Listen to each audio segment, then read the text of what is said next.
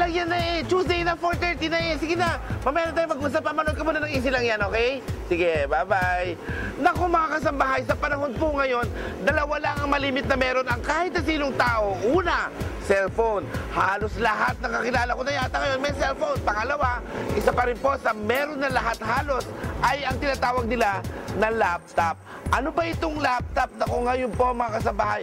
Pag-uusapan po natin sa easy lang yan kung paano ba ninyo mare-repair ang inyong mga laptops. Pangalawa, pag-uusapan rin po natin yung maintenance o kung paano ninyo maaalagaan ang mga common na mga problema ng inyong laptops. At pangatlo, pag-uusapan din po natin kung paano ninyo pwede rin na mga do's and don'ts na malaman sa pag-aalagang maigi ng inyong laptops. Kaya samahan niyo po kami, 30 minuto lamang po ang hinihiling namin sa inyo at kayo'y matututo ng mga sari-saring kalaman tungkol sa latest na laptop. Dito naman po sa Easy Lang Yan Laptop episode. Ngayong hapon, tara na, matuto na tayong mag-laptop.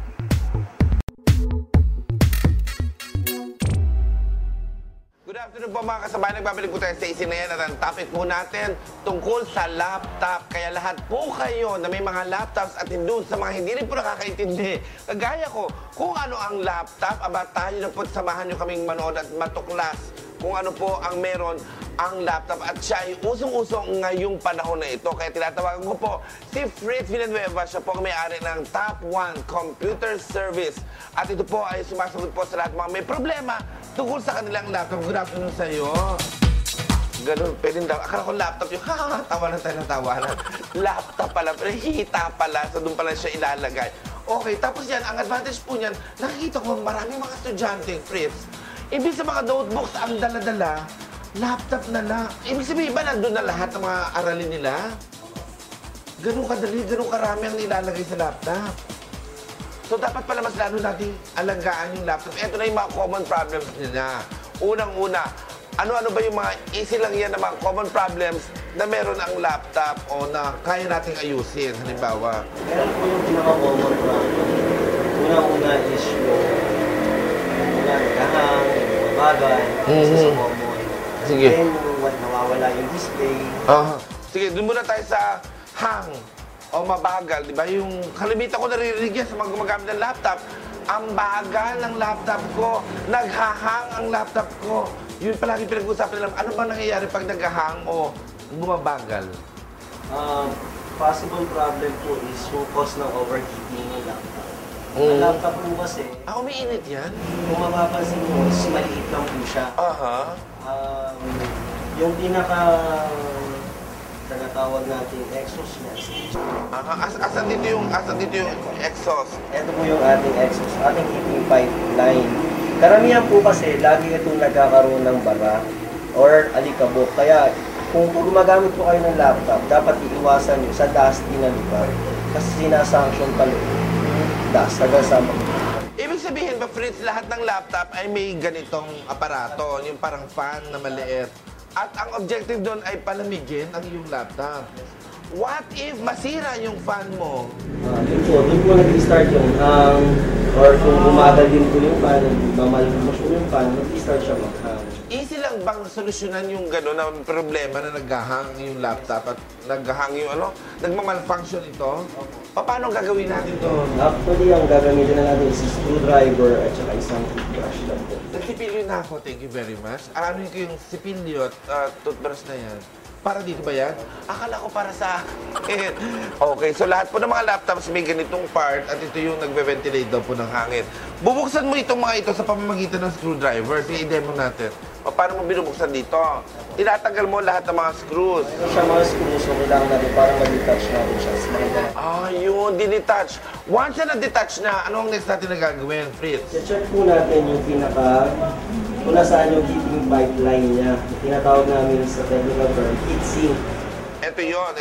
Yung kulay copper. Makaramdam ng airflow. Cool down siya. So kung nagkakaroon na po siya ng dust na nag-stuck in between ko ng heatsink at saka yung fan, doon po nag-start na mag-hang.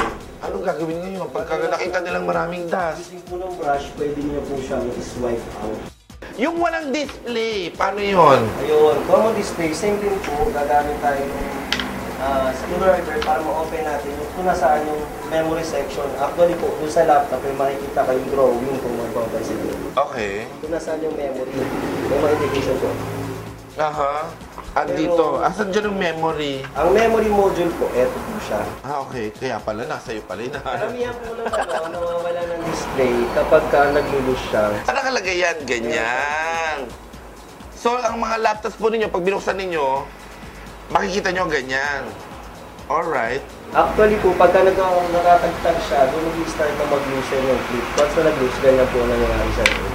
Paano nagkakaroon ng pagtatagtag? Pag malikot ka, kung saan mo pinapatong. Yung sakyan, yung bounce na, doon po siya nagkakaroon.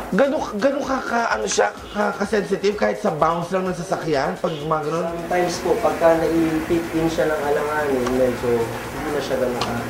Pagka na-bounce mo siya ng isa, maglulus yung clip. Yun, lalabas siya. So dapat pala hinahawakan natin at hinahalagaan natin maigi yung pagbibitbit man lang ng ating laptops dahil may tendency po na mag-lose yung inyong mga memory. At pag nag-lose yung memory, ganito nangyayari. Ano? Wala po yung display. Yun po yung ma-encounter mo, meron lang siya lightning detector pero wala siyang lumalabas sa screen. Ay, yung kalimitan po yun, common problem. So anong gagawin mo ngayon pagka ganon? Ito. Sometimes, pwede mo lang pong linisin siya. Paano linis? Tubog ko sa tubig. Any color po sa nasa nyo. Tubig, pwede siya. Ay, bawal. Bawal. Oh. Next natin problema, walang power, Fritz. Ayan. Anong ginagawa pag walang power? Ang common problem po pagka no power, ang basic checking po na pwede natin gawin is to check yung tinatawag natin input po ng power niya. Yung charger po. Ngayon, kung confirm na po yung sa inyo is working yung adapter nyo, yung sa iba, okay po siya. I-try nyo pong i-plug in ito, detach nyo po yung battery. I-detach yung battery?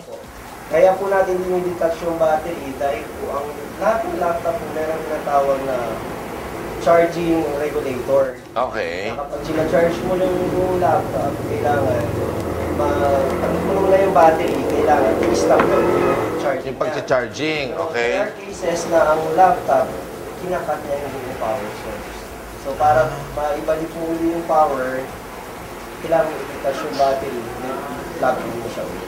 Okay. So, detach yung, ang laki pala ng battery ng no? Hindi pwede sa earphone, di ba? Pag tinanggal mo na yung battery ng laptop mo, naka-charge, i-charge, isasasako pa rin siya, kailangan gumagana siya. Pag hindi gumagana, dalahin nyo na po sa pinakamalapit na meron pong mga nagbibigay ng serbisyo. Kung ako kayo, dalahin nyo dito po sa Top 1 Computer Service. Saan matatagpuan to? Dito po sa 330-8-2044 Project Project. Ayun, so kayo mga taga-Project 4, isa lang ang pupuntahan ninyo dito na sa Top 1 pagka ng problema na kayo at hindi nyo na nasolusyonan ang problema at wala ng power ang inyong mga laptop. Sa pagbabalik po natin, ang susunod po natin, yung mga mas mabibigat na mga problema. Kanina pinag-usapan natin yung mga kaya nyo lang gawin, di ba? Pero kagaya nga nung pinakahuli na natin na pag-usapan ni Fritz, medyo kailangan nyo nang dalhin yung iba sa inyong mga paboritong mga computer shop services. Yun po ang pag-uusapan natin sa pagbabalik po, dito lang sa Easy lang yan, laptop lang yan.